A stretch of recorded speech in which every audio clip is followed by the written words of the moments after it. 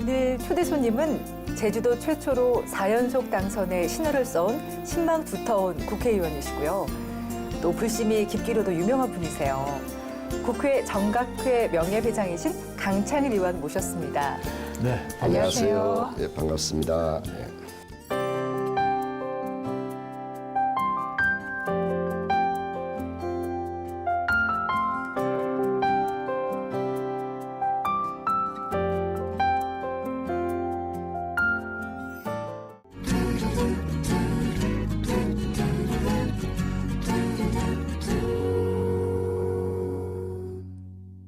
먼저 우리 시청자 여러분들하고 인사를 나누시죠. 예, 모두 청안하시죠. 저는 이 불교 방송에 종종 나왔는데 근래에 좀 뜸했습니다. 다들 새해 복 많이 받으시고 어려운 것들 힘들었던 것은 다 잊어버리십시오. 새해에 다 부처님이 가피가 가득하기를 간절히 기원합니다. 네. 오늘 나와주신다고 해서 제가 의원님 홈페이지에 가봤거든요. 네. 참 많은 이야기들이 있더라고요. 제주 그 이상의 제주 이런 문구도 참 의미가 있게 와닿았고 또 제주 아재 강창일이라는 표현이 있어서 저는 사실 막 혼자 웃었어요. 예. 왜냐하면 국회의원 하면은 사실 저희로서는 좀 이렇게 뵙기 힘든 분들이고 먼 분이다 이런 생각이 많이 들거든요. 그래요? 친근한 느낌이 드는 그런 표현을 쓰신 어떤 이유가 있으신가요? 본래 제주도에는 그 아시라는 말이 있습니다. 동생. 네. 그러니까 십몇 년 전에는 이제 우리 동생에서 제주 아시아시하다가 이제는 벌써 저도 환갑이 지났거든요. 그러니까 아재에서 아저씨 이렇게 해서 아재로 이름을 바꾸는 것 같아요. 마음에 드세요? 예. 이렇게 제주도에서 나셔서 제주도에서 사시고 그리고 제주도를 대표하는 국회의원이신데 네. 그 제주도를 누구보다도 잘 아시고 그럴 텐데 제주도에 대한 자랑 한마디 해주시죠. 제주도가 한 몇천 년 동안 독립적인 역사를 그 영위해 온 그 땅이었습니다. 그러다가 한참 이 근대에 들어와서 이 변방으로 낙인 찍혔죠. 북쪽을 늘 바라보다 보니까 제주도는 변방이 되죠. 남쪽이 변방의 섬. 그래서 참 서러움을 많이 받았고 차별도 많이 받았고 네. 또 제주 4.3이라고 하는 대학살 사건도 있었습니다. 근데 자꾸 시대는 바뀌어져 가지고 요즘은 이제 우리가 이 지구 공동체 아니겠습니까? 그렇죠. 이게 또 태평양 시대를 맞이했지 않습니까? 그러니까 대한민국의 관문이 되어 있어요. 그러면서는 새로운 대한민국을 선도해 나가는 아주 이 청정한 제주도 이게 이런 식으로 이제 가치가 좀 달라지고 있고 또 아마 세계에서 가장 아름다운 섬입니다. 그리고 가장 깨끗하고 그래서 모든 세계 사람들이 제주도를 한번 오고 싶어하죠. 특히 일본 사람들, 중국 사람들 그래서 그러한 가치를 잘 살면은 이 동아시아의 보석이 될 것이다, 다이아몬드가 될 것이라고 생각을 하고 있습니다. 예. 네. 정말 우리나라의 보석이에요. 맞아요. 그래서 사실 조금만 틈이 나거나 여행을 가게 되면 저는 제주도를 참 자주 가거든요. 근데 갈 때마다 느낌이 또 다르고 근데 그런 새로운 제주의 느낌을 만들어내기 위해서는 사실 보이지 않는 노력들도 참 많이 하실 것 같아요. 예. 지금 제가 정치에서 벌써 15년째 맞이하고 있는데 저희도 도처에 뭐 국회의원이 할 수 있는 게 이제 예산 또 법을 만들고 그래서 제주특별자치도법도 있고 4.3 특별법도 있고 그래서 지금 현재 진행되고 있는 제도 모든 사업들은 저 손을 거치지 않는 것이 네. 아주 없다고 할 비슷하게 알고 정도로 계시겠군요. 예. 그래서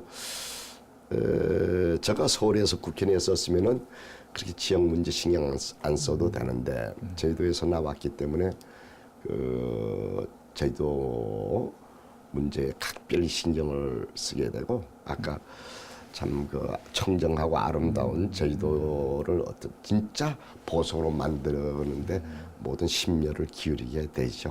BBS 불교 방송국이 지금 제주도에 지방사를 설립한다고 네. 지금 전국의 불자들하고 힘을 모으고 있는데 참 제주도가 당오백, 전로백이라고 할 정도로 불교가 융성한 곳인데 불교 방송이 없지 않습니까? 그래서 또 제주도가 이제 세계적인 관광지인데 교통 방송이 없어가지고 불교 방송, 교통 방송을 만들려고 한 10년 됐어요. 계속 했는데 뭐 주파수가 안 나온다. 그때 이제 뭐 여러 가지 이 종편들이 생겼지 않습니까? 이거면서 밀린 거예요, 계속. 밀려가지고 주파수가 안 나와서 하다가 3년 전에 교통방송을 만들 수 있었고 작년에 우리 여기 이 불교방송에 애써 특히 선사장 애쓰셔가지고 그다음에 또 오영 의원이라고 또 마침 이제 문광위 제도 의원이 있어요. 네. 이 불자인데 이게 해가지고서 주파수가 나오게 돼서 저희도 이제 불교 방송을 만들게 되었죠. 이게 내년 초파일까지는 아마 개국을 해야 되는데 그래서 지금 이제 여기 불교 방송에 되게 애쓰고 있어요. 예. 많이 힘 좀 써주세요. 예, 저희도 무슨 뭐가 있는지 모르겠어요.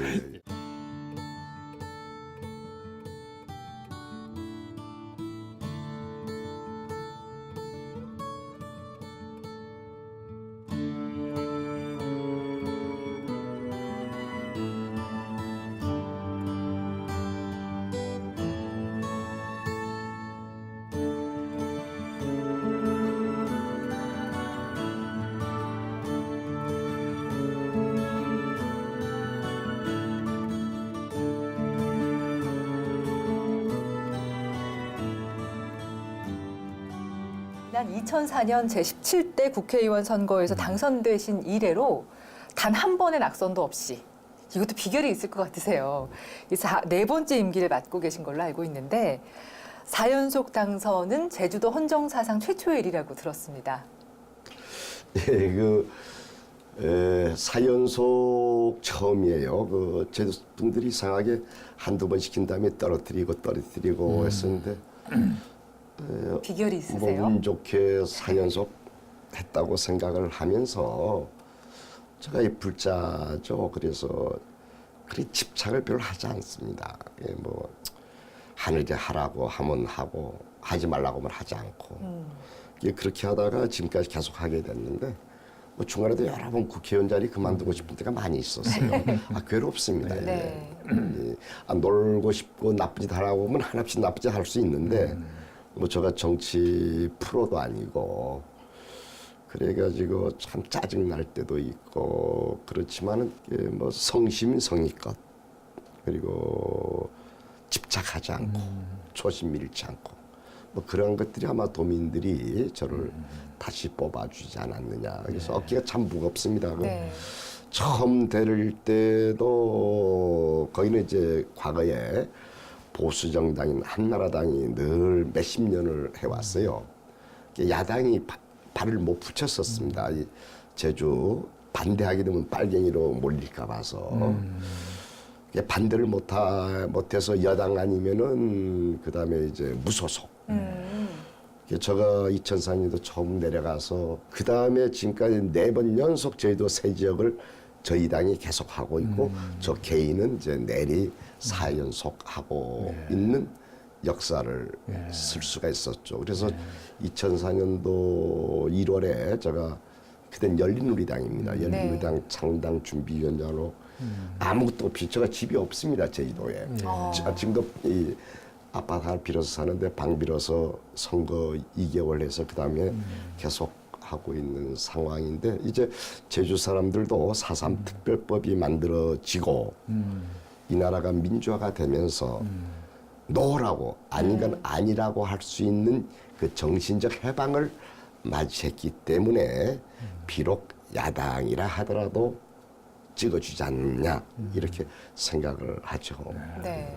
지금 국회의원으로서 내리 예. 일을 연임하시고 그랬다는 것은 국회의원으로서 책임을 성실하게 수행을 하셨고 또 네. 국민들의 믿음에 대한 맞습니다. 그런 대단한 네. 의미가 아닌가 이런 생각을 해봅니다. 그만큼 이제 하신 일도 많고 그러신데 그 하신 일 그 성과가 많다고 그런 얘기를 들었는데 그런 한 말씀 좀 해주시죠. 예, 제가 이 본래 역사학 교수 출신입니다. 그래서 역사 바로 세우기 여기에 좀 진력을 해왔죠. 그래서 진실화해법 같은 것도 만들고 4.3 특별법 개정 같은 것도 만들고 그리고 또 제가 불자입니다. 정각회를 처음 제가 없어졌었습니다. 10년 동안. 네. 그래서 제가 들어가서 제가 부처님의 가피로 국회의원이 됐다고 생각하고 있기 때문에 정각회를 다시 부활을 시켰어요. 10년 동안 없어진 걸. 그래서 이 종교 차별적, 불교 차별적 그 법들이 많이 있는 걸 또 많이 이제 뜯어 고칠 수 있었던 것. 그런 것들도 참 보람된 얘기고 또 제주도 특별자치도가 되어 있는데 그에 걸맞는 법이 따라줘야 되거든요. 그렇죠. 예. 그런 것들도 이제 좀 열심히 할 수 있었던 것 많이 있습니다. 또 제가 행자위원회에 있으면서 그 하급 경찰관들의 그 사기 악량을 위해서 자동 증거 시키는 법도 만들 수 네. 있었고 등등등 뭐 워낙 뭐 많다고 해야 될까요? 참 많으실 것 이것저것 같아요. 있어서 그래서 제가 아마 전무후무한 기록인데 국회가 아주 우수한 국회의원한테 주는 상이 있습니다. 네, 이 국회 입법정책상이 있는데 늘 9번 내리 최우수 국회의원으로서 이제 국회에서 상을 받았는데 그런 내리 3, 4선을 해야 받을 수 있고 삼성 때까지 한눈 팔지 않고 그 의정 활동을 열심히 해왔다고 스스로 생각을 하죠. 그것도 한번 전무후무한 기록입니다. 예. 대단하셔요. 일반적으로 이 국회의원 하면은 조금 이렇게 믿음이 확 이렇게 간다 이런 생각들을 조금 멀리하는 사람들이 많은데 절대로 강 의원님께는 그럴 수가 없는 그런 믿음을 갖고 계십니다. 그런데 그 언론에서 글쎄 잘 모르겠는데 저는 이제 물론 그런 사람 만나서 그런지 동료 의원들 참 성실합니다. 네. 그런데 사회적 인식은 아주 안 좋아요. 예. 이 언론에 자꾸 국회의원들이 나쁜 모습만 보여서 그렇지 글쎄요. 대다수의 국회의원들은 정말 성실하게 의정 활동을 하고 있다. 이것은 국민 여러분들께 좀 드리고 싶은 것이고 그렇게 나쁜 사람 별로 못 봤어요. 그래서 아까 잠시 말씀해 주셨습니다만 제주 출신으로서는 사상 최초로 9년 연속 그러네요. 국회 입법 및 정책개발 최우수 의원으로 예. 선정이 되셨고 또 4년 연속 국회 헌정 대상도 수상을 하셨고요.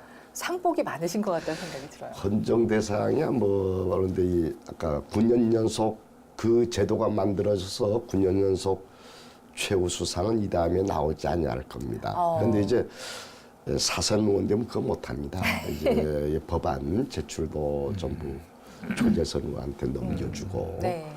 이제 사선 의원이면 이제 중진이죠. 그래서 중진답게 해야 되니까 이제 이 큰 그림들 이제 뭐 개헌 같은 거 이런 네. 큰 문제 또 당내 화합 뭐 이런 것들을 하게 돼서 이제 근래에는 이제 법안 제출할 때도 초재선 의원한테 넘겨주죠. 그래서 이제 금년도부터는 이제 그런 거 아마 안 받을 생각인데요.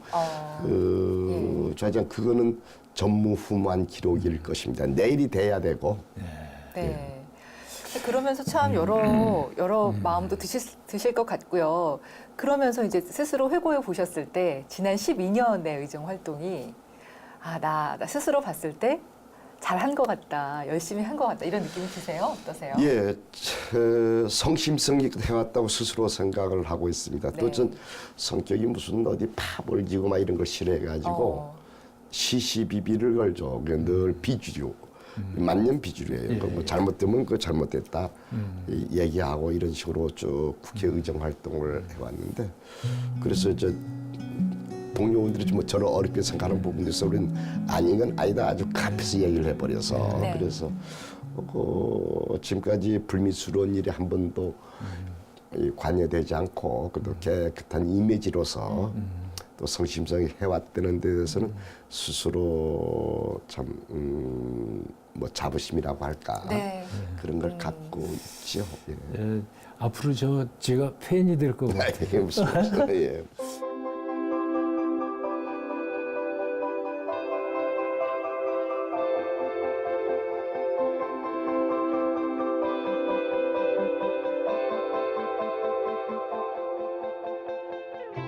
사실 국내 최고의 대학에도 가시고 또 유학생활도 하시고 교수님이 되시는 것도 참 어려운 일이셨을 텐데 배재대학교 교수님이셨어요. 그런데 갑자기 나는 정치를 해야겠다 이런 마음이 드셨어요?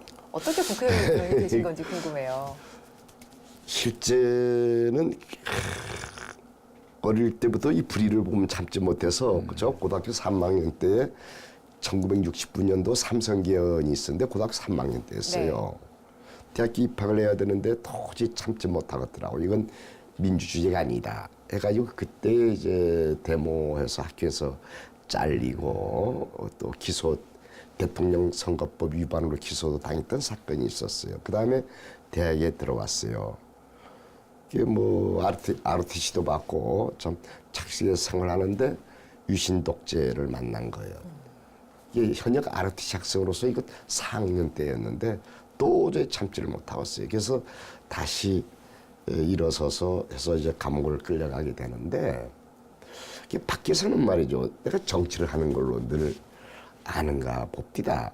정책은 전혀 관계없이 그런 뭐 민주화를 위해서 뛰었는데 그래서 박정희 대통령께서 시해당한 다음에 많은 정치 쪽에서 그때 뭐 20대 후반인데 정치하자고. 그래서 제가 민주화 운동한 거는 정치하기 위해서가 아니라 이 나라 민주화를 위해서 한 것이고 이제는 저는 세상이 좋아질 것 같으니까 다시 공부하겠습니다. 그래서 참 거부를 했어요. 그 다음에 계속 이제 뭐 전 역사 가니까 한문 공부도 하고 하다가 이제 서울대학에서 또 데모할까 봐서 안 받아준대 대학원을. 그래가지고 일본으로 동경대학에 유학을 떠나게 됐는데 근데 자꾸 이 동지들, 저희들 민주운동 했던 동지들이 많이 국회의원이 되었죠. 네. 뭐 이철, 유인태부터 뭐 옛날에 동지들이 또 정동영 쭉들 정치판에 있어서 자꾸 정치를 하자고 하는데 저는 별로 생각이 없었어요. 그래서 교수를 하는데 2003년도에 이제 그때 정동영 의원이 당 대표가 되면서 저희가 1년 선배예요. 네. 그래서 형님 직격과 선배거든요. 형님 정치 같이 하자고. 별로 하고 싶지 않다. 그때 배대학교 교무처장 하고 있을 때인데 그런데 그때에 뭐 이부영 선배님네 뭐 다들 이제 옛날 민주화운동 했던 사람들 다 하나가 됐어요. 네. 그래서 그때 이제 민주주의의 완결이라는 명분을 가지고 마지못해서 정치판에 오게 되었죠. 사람을 움직일 때 명분이 있어야 되잖아요. 그래서 뭐 지금까지 공부한 게 뭐 국회 못해서 뭐 환장해서 정치하는 것처럼 그건 저 자존심이 허락하지 않고 그래서 그때 명분은 민주주의 완결이다. 이걸 가지고 이제 정치에 이제 들어오게 됐고 집착을 하지 않았어요. 그만 하시라도 던져버리고 그래서 어떤 권유했던 친구들이 국회니까 좋지 않냐고 내 인생 망했다고 그래요. 네? 네. 교수하면서 진리를 탐구하고 책도 내고 하면 더 보람이 컸을 텐데 이게 정치하면서 이거 무슨 보람인지 잘 모르겠다. 뭐 이런 식으로 하다 보니까 벌써 이제 이까지 와버렸어요. 그렇죠. 그래도 어쨌든 내적 갈등이 있었지만 그래도 국회의원이 되신 건데 가족분들 입장에서는 좀 걱정도 하고 반대도 하셨을 것 같아요. 저는 이제 어머니 지금 돌아가셨습니다만은 어머니께서 저럴 때 정치는 하지 말아라. 그러니까 뭐 쉽게 얘기하면 쌍놈이 하는 거다. 뭐 네. 이런 식으로. 근데 이제 어머니가 돌아가시고 난 다음에 이제 정치를 하게 되었죠. 네. 그래서 이것도 팔자고 운명인가 생각을 합니다. 제주 4.3 연구소 소장도 역임하셨고요. 얼마 전 한 TV 프로그램에서 이 문제가 거론이 되기도 했었고, 사실은 제주도 분들에게는 너무나 가슴 아픈 3만 명이라는 어마어마한 분들이 학살된 사건이었어요. 민족 최대 뼈아픈 비극이고, 사실 다른 지역 분들은 잘 모르던 이야기들이 있죠. 그런데 그래서 묻혀 있었던 역사가 아닐까 싶은데요. 다소 무거운 주제이긴 하지만 모르는 분들도 계시니까 잠시 좀 이야기 들려주시죠. 이게 쉽게 얘기하면은 뭐 저는 뭐 이 청춘 전체를 이 나라 민주화와 4.3 진상규명운동에 다 바쳐왔어요. 네. 그래서 연구소도 만들고 또 일본 가서도 이제 했고 유학할 때도 했는데 1947년도 3월 1일 날 3.1절 기념식이 제주도에서 있었습니다. 미군정 시대였습니다만은 이때에 뭐 자주 독립, 통일국가 이런 거에서 이 3.1절 기념식을 했는데 경찰 쪽에서 발포를 해버렸어요. 네. 그래서 어린애들 포함해서 몇 명이 6, 7명이 사망당했어요. 당연히 이제 제도 사회에서 진상규명 운동을 하게 되죠. 그랬더니 무차별 탄압이 시작돼서 그러니까 뭐 산에 도망 다녀야 돼요. 이제 그 자체가 이제 거기에 경찰이 덤벼들었더니 빨갱이로 그냥 막 몰아치고 해서 산으로 숨어 다니고 이런 속에서 무려 최소한 또 3만 명 이상이 학살당했어요. 뭐 어린애들부터 부재자들부터 시작해서 저희들 통계를 보게 되면 서로 뭐 총격전도 있었겠죠. 그런데 이제 군 경찰에 의해서 사망당한 분이 한 90%. 또 산에 올라간 사람들이 밤에 내려와서 그냥 뭐 쌀도 훔쳐들어가고 죽이기도 하면서 한 10%뭐 이런 네. 식으로 했는데 그 자체를 한 3, 40년 동안 얘기 꺼낸 것이 금기시 됐어요. 제도 사람들이 그때 당시 한 24만, 인구가 24만인데 3만 명이면 8명이 하나 죽은 거거든요. 어마어마한 예. 숫자네요. 그러니까 네. 친척이 다 이 가족. 연류가 돼 있어요. 네. 근데 그거에 연자제라는 게 있어요. 그거에 끝나면 좋은데 그 다음에는 제주 사람들은 경찰도 안 되고 군대도 장교로 못 들어가고 취직도 안 되고 사건에 연루가 돼 있어서요, 가족이. 아니 뭐 연자제라고 해서 네. 이게 친척이 다 하나씩 걸려 있잖아요. 네, 네, 네. 그래서 취직도 못 하고 그렇게 서름을 받았죠. 이제 40년 지나서 이제 진상규명 1999년도 김대중 정권 때에 4.3 특별법을 만들었고 네. 그리고 노무현 정부가 들어서서 2005년도에 김대중 노무현 대통령이 국가 원수의 자격으로서 사죄를 했어요. 네. 정말 죄송했습니다. 국가가 잘못했습니다.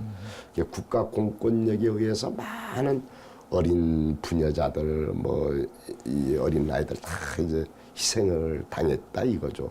실제로 주도했던 사람 도망가 버렸어요. 뭐 일본에도 도망가고 북한에도 도망가 버리고.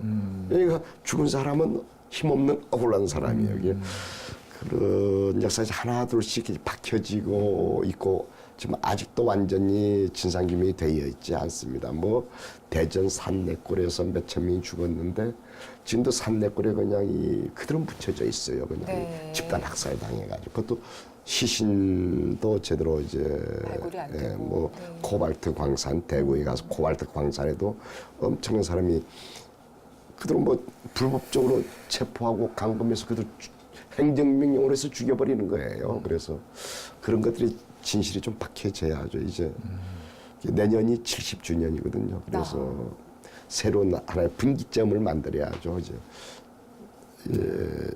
앞으로도 계속 진상규명해야 됩니다. 네. 제주도도 그렇고 80년대 광주도 그렇고 비슷한 아픔을 지금 간직들을 하고 있는데 그렇죠. 앞으로는 두 번 다시 그런 그 아픔이 없어야죠. 역사적으로 그런 아픔의 역사가 다시는 만들어져서는 안 될 것 안 같습니다. 되죠. 네. 네가 야만이 땅이지 어떻게 동족을 외국과 이민족 간의 전쟁도 아니고 어떻게 그렇게 잔인하게 죽일 수 있을까 이런 식의 생각이 들죠. 그래서 광주에서 참 많이 도와줬어요. 4.3 진상 규명하는데. 같은 아픔을 갖고 있는 분들이기 예, 때문에 예. 그 마음을 누구보다 잘 알지 않았을까 싶어요. 우리 국민들이 항상 정신을 바짝 차려야 될 것 같아요. 어때요? 그래요.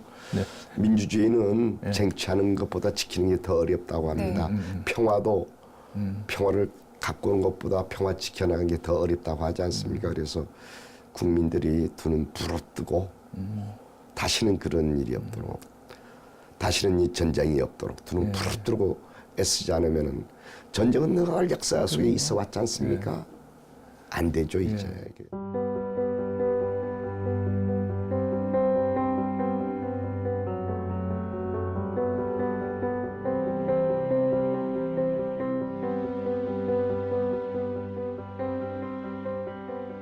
분위기를 좀 바꾸는 네. 의미에서 좀 다른 이야기를 여쭤보려고 해요. 강 의원님 이렇게 뵈면 늘 학자 같으시고 멋진 모습만 뵙게 되는데 어린 시절 강창일 의원님의 모습은 어땠을까 생각이 들어요. 정확히 제주도의 어느 지역에서 태어나셔서 어떻게 자라셨는지 어린 시절 얘기도 좀 저는 들려주세요. 제주도에서도 제주시가 아니고요. 저 시골이에요. 제주시에서 제일 먼 데입니다. 그 한경명 고산이라고 하는데 차기섬이라고는 유명한 낚시터가 있는데 네. 그 차기섬 있는 곳이 이제 그 마을이 저희 마을인데 그래서 뭐 늘 뭐 별 보고 바다 보고 가왔죠. 예, 그런데 이제 중학교 1학년 때 제주시로 유학을 왔어요. 제주시로. 네. 예, 또망또망했어요. 공부 잘하고 또망또망하고. 근데 자취를 12살 때부터 자취하는 거예요. 빨리도 저가고. 네. 우리 집들은 하수 이런 게 없었어요. 예, 그렇게 해서 제주시에서 중학교, 고등학교를 이제 하면서 그러니까 그때 이른바 뻥나기 쉽잖아요. 혼자 자취 살고 그렇죠. 하니까. 그래서 그런 기회도 있었는데 남한테 지고 싶지 않아서 네. 공부로는 또 계속 해왔어요. 그래서 공부 잘했어요. 그래서 공부 잘하는 똘망똘망한 어린이. 싸움 같은 것도 잘했어요. 그러셨어요? 지금 그 어렸을 때 그 동무들 많이 제주도에 있죠? 예, 많이 예, 그 있죠. 그분들하고 뭐 이제 옛날 얘기도 하고 옛날 그러지. 그뭐 예. 지금도 자주 술들 먹고 예. 옛날 얘기들도 하고 제주도에서 대한민국의 최고의 대학을 들어가시고 또 그 뭐예요 부모님 얼마나 기뻐하셨을는지 상상이 가요. 그런데 또 서울 그 머나먼 서울로 유학을 보내시고 노심초사 그냥 아들 생각에 걱정을 많이 하셨을 텐데 부모님에 대한 말씀 좀 하시죠. 예, 저는 이제 아버님은 빨리 돌아가셨어요. 아버님이 화병에 저 7살 때 돌아가셨는데 어머님이 이제 저희들 7남매를 전부 공부를 시켰어요. 네. 그 어머니 보통 분이 아니었어요. 참 이 자비롭고 베풀기 좋아하고 한 번도 따뜻한 방에 한 번도 안 자면서 오로지 자식들만 위해서 희생하신 분이에요. 회갑 때 제가 밥 한 번 사드리려고 했는데 그것도 안 드셔요.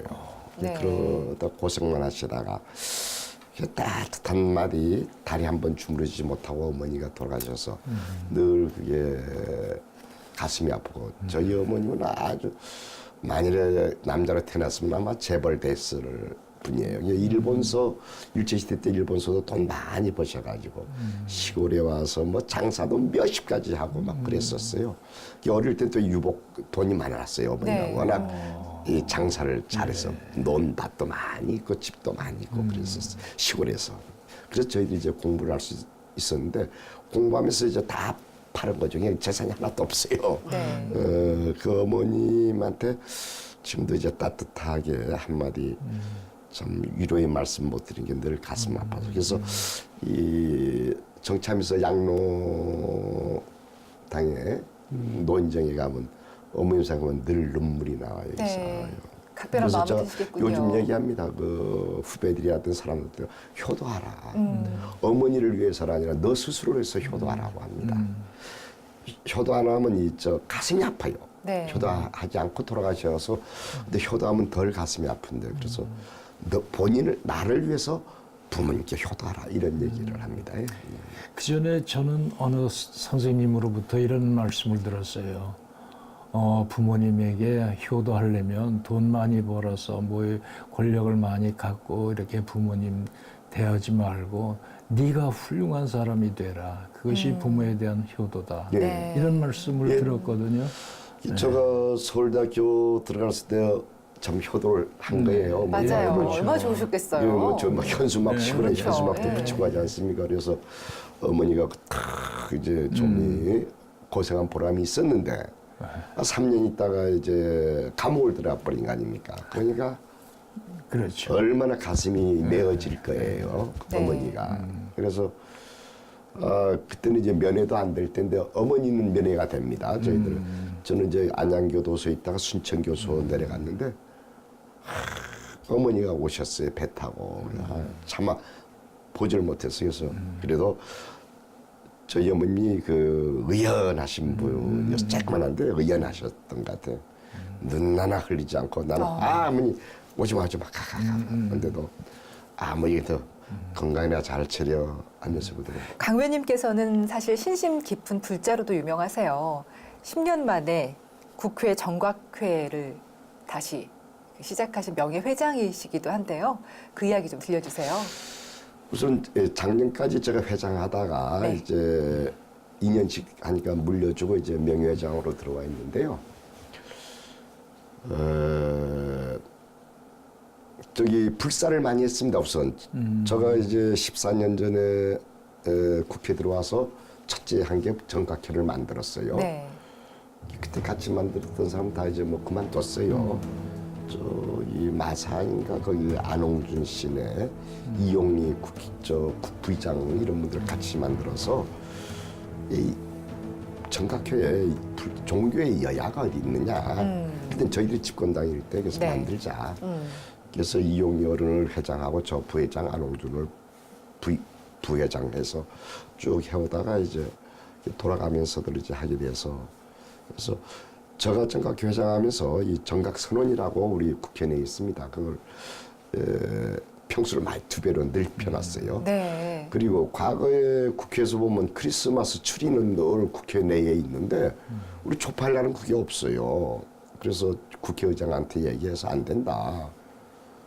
왜 차별하느냐. 그래서 이제는 우리 한 달 동안 석가탄신일 때는 한 달 동안 국회 내에 이 탑을 만들었어요. 봉축탑을 만들어서 네. 기도하고 합니다. 이런 일들 등등을 할 수 있었고 뭐 일을 하게 되면 뭐 말만 하는 게 아니고 잘못되면 고쳐야죠. 그래서 종교 차별 적인 법들 많이 고쳐냈어요. 그리고 예산, 템플스테이 이런 것들도 많이 예산 갖다 줄 수 있었는데 문제는 말이죠. 우리나라 국민들이 좀 잘 이해해 주셨으면 좋겠어요. 불교 우리 문화재 있지 않습니까? 불교 이것을 우리 전통 문화로 이해해 줘야지 종교로 생각해서 자꾸 우리를 폄훼하지 않았으면 좋겠다. 이런 생각이에요. 네, 옳은 말씀이십니다. 만일에 말이죠. 네. 지금 대한민국의 문화재 있지 않습니까? 문화재 90%가 불교 문화재입니다. 국가가 관리해 보려고 하십시오. 국가 관리하려면 몇십만 명의 공무원이 필요하다고요. 이게 스님이 다 해주고 있지 않습니까? 지금 각 사찰에서 다 해주고 있잖아요. 그래서 그런데 좀 지원하게 되면 무슨 종교 특혜주는 양 자꾸 이 일부 이상한 그 단체에서 씹고 있는데 그러면 안 돼요. 그걸 누가 해줄 거예요. 그래서 이 불교를 물론 종교적 부분이 있습니다. 그렇지만은 대한민국에서 이 불교를 바라볼 때는 우리의 전통이고 네. 우리의 삶이다. 이 차원에서 봐달라. 이거거든요. 제주도에 약천사 또는 저희 관음사 등 좋은 사찰들이 많은데 어려서 일찍이 그 사찰에 다니시고 그러셨어요? 어려서부터? 어릴 때 말이죠. 저는 뭐 모태신앙이죠. 불교는 모태신앙인데 초등학교 4, 5학년 때는 저희 마을에 시골의 마을에 저희 지금 공부하러 거기 가서 이제 낮에 여름에 가서 형하고 같이 가서 이 방에 앉아서 공부하고 집에 들어오고 막 이랬던 게 이제 그 초등학교 때 기억이고요. 그때 뭐 관음사에 제주시 있으니까 뭐 감히 못 가고 중학교 때부터는 이제 관음사 가끔 가고 약천사는 훨씬 늦게 생겼습니다. 예? 네. 그건 또 서귀포 지역이 돼서 저희들은 관계가 없죠. 그런데 중학교 저 3학년 때에 고은 선생 있죠. 시승 성고은 선생. 그분이 제주도에 와서 주석하고 있었어요. 제주도에. 원명사라고 화북. 제주시 바로 옆에 화북이라는 곳에. 거기에 가끔 이제 중학교 때 놀러 가게 된 거예요. 어떤 인연해서 거기 놀러 가게 됐어요. 그 문정인이라고 요즘 뭐 외교안보 특보하는 문정인. 저희 중학교 1년 선배인데 네. 그 선배하고 같이서 이제 고은 선생 그 스님이죠. 만나러 가서 그때부터 이제 그 불교 이 말씀을 많이 듣게 되었죠. 중학교 3학년 때. 서울에서 어떤 거사님이 오셨는데 잡아가지고 룸빈이라고 있어요. 룸빈이. 룸빈이 이를 만들었어요. 네. 그래서 중학교 3학년 때 룸빈을 만들어서 이제 룸빈이 활동을 하게 되고 중학교 3학년 때 저 살던 집이 자취하던 집이 이 관음사 포교당에 있어요. 제주시에. 지금도 있는데 바로 이 담백 하나예요. 네, 바로 앞에 사셨군요. 예, 예, 네. 바로 옆에. 네. 그래가지고 새벽 4시 되면 이제 정수에 나지 않습니까? 그러면 저는 새벽 4시 가서 이제 법당에 가서 참선하는 거예요. 참선하면. 어린 시절부터 1시간 대단하시네요. 네. 1시간 정도 그래서 공부를 할 수 있었어요. 낮에 그렇게 중학교 때 까부름 놀러 다니다가 4시 딱 일어나면은 1시간 정도 참선하고 5시에 들어와서 공부를 1~2시간 하잖아요. 머리에 쏙쏙 들어와요. 네. 그러니까 다른 친구들 10시간 한 것보다 2시간 공부하니까 쏙쏙 들어오더라고요. 그래서 쭉 지냈죠. 그래서 이제 룸빈이 활동을 이제 토요일 일요일 되면 늘 이제 포교당에 가서 룸빈이 활동하고 지금 돌아가셨는데 포교원장했던 무진장 스님이라고 있어요. 무진장 스님이라고. 무진장 스님이요. 아주 이 포교를 잘하시는 분인데 그분도 가끔 내려와서 설법을 해줘요. 그분이 저희 고등학교 제이도 분입니다. 무진장 네. 스님이. 그래서 이제 그분이 이제 와서 오면 이 귀에 쏙쏙쏙 들어오죠. 그리고 참고로 제주도 사람들이 불교에 참 많습니다. 네. 지금 정명스님이라고 봉암사에 있는 정명스님이라고 아주 선생 크신 분. 이분도 제주도 분이고요. 해국스님이라고 또 선생 해국스님도 제주도 분이고요. 또 도법스님 아시죠? 실상사에. 실상 도법스님 있죠? 그 화전위원 위원장. 그분도 제주도 분이고, 다음에 지난번에 총무부장했던 정만 스님, 그분도 다 제주도 분이에요. 네, 인연 깊은 제주도 스님들이 많으시군요. 제주도는 옛날부터 당 500, 절 500이라고 얘기될 정도로 그렇게 사찰이 많았어요. 네. 옛날에 이제 불국토라고 얘기될 정도로. 제주도하고 이 불교가 이제 인연이 깊습니다. 네. 그런 식의 영향을 이제 많이 받아가지고. 강 위원님께서는 우리 그 사회의 미래를 어떻게 보시는지요? 좀 종교적인 얘기가 될는지 모르겠습니다만 이제 참 저는 중도, 우리 부처님의 그 중도의 가르침 참 깊게 가슴 속에 잘 간직하고 있습니다. 이 양극단으로 치닫지 않습니까?